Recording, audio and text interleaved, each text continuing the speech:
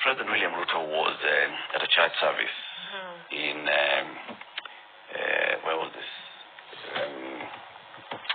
I forget, it's within Nairobi. Okay? Because he's always at a church. Yeah. I can't claim it to be anywhere. It's within Nairobi. And he, one of the things that caught people's attention was that he made a donation at this church service. He said, I'm making a personal contribution of 20 million shillings. I know that the military had an issue with this particular parcel of land where this church is located, and now the military has said we are no longer claiming this land, so the church can now go ahead and start and put up a facility. What we are going to do is, once you guys are ready, we're going to run and organize a harambe. And in this harambe, between now and the time for the harambe, I'm going to, shikashika myself, tujiangalie kwa mfuko, naita marafiki, tuongeleshane, then I will come here for that harambe with 100 million shillings on top of the 20 million that I'm pledging right now today. Okay? That's a contribution of 120 million shillings towards this particular church. Now, of course, people are like, listen, what is it? The congregation in the church was very, very happy. They stood up and, they were all cheering. People on social media were not happy. And they went back into last year, July, when the president was speaking to the nation and saying, after the conversation that we've had as a republic, and what the people have said, there are some things that we need to change. We are going to change a couple of things. We are going to look at how we are financing our public offices. We are going to reduce the number of advisors that we have. We are also going to make sure that now, just to address this issue of opulence and all, state officers and public officers will no longer participate in donations or harambes. Just look at what the president said in July last year. All public servant shall participate in public contributions or harambes going forward. The Attorney General is hereby directed to prepare and submit legislation to this effect and develop a mechanism for structured and transparent contributions for public, charitable, and philanthropic purposes. Bishop, katika ujenzi wa kanisa letu hapa, bali na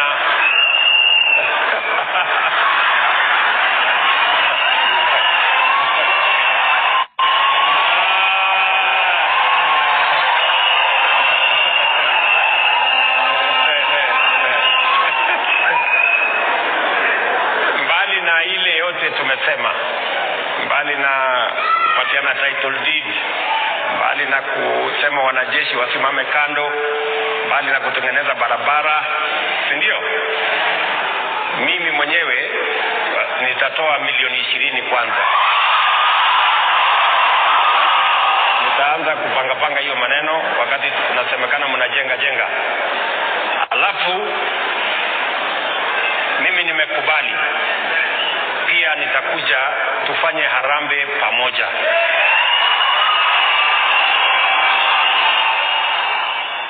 So this was in Roysambu yesterday, all right, where he pledged 100 million shillings for the construction of the Jesus Winner Church. Am I a miser? I just genuinely asking, because I don't see how I could ever donate 20 times my monthly salary. Am I the problem? Am I a selfish person? Like you are you putting yourself as a congregation? Oh, as Mariam.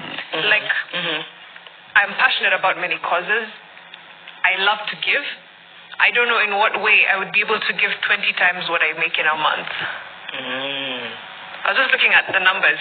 The president's basic monthly salary is 1.4 million. Basic salary is 866,000 plus housing allowance plus salary market adjustment, and anyway, it comes to about 1.4. Then you take away taxes. You get where I'm going with this. He's a businessman, many ventures.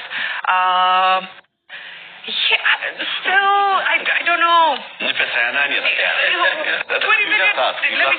just ask. Where are we getting 20 million shillings to donate? Who can donate 20 times their monthly salary? Yeah. Who can in one go and pledge another 100? Okay, pledge 20 plus 100. And remember, I always go to help. The first place my mind goes to is all the places that need that. Not to take away from, tithing and giving to churches to grow them. It's something that I think is important, but it's also something that has just become so divisive, right? I know there was a time when church leaders were quite adamant about, they were just saying, we're going to return the money because we're making a statement that we do believe you need to be able to focus on the priorities on your docket that you're not prioritizing. You're not focusing on issues in the country. So I don't know. It doesn't sit well then. And yesterday, and so what percentage of your monthly salary would you be comfortable giving to a cause you support? Eric? First of all, if he's tithing and he's spending everything, that means right.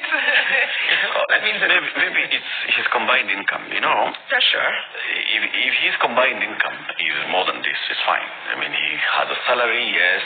He has all these other business interests, and all of them are bringing in an income. So his combined income, if he can afford to give 20 million shillings, it's fine.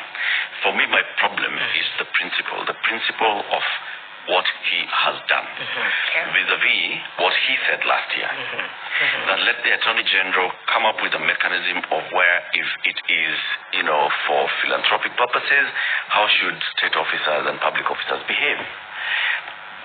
Here we are. Do we have those guidelines of how this is going to be done?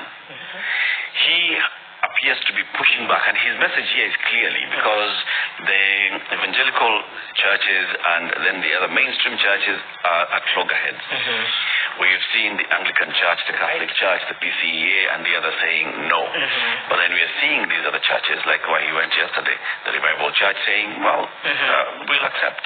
And he's done that more than once. He has even said, I am a product of giving. I know what giving is, and therefore I shall continue giving.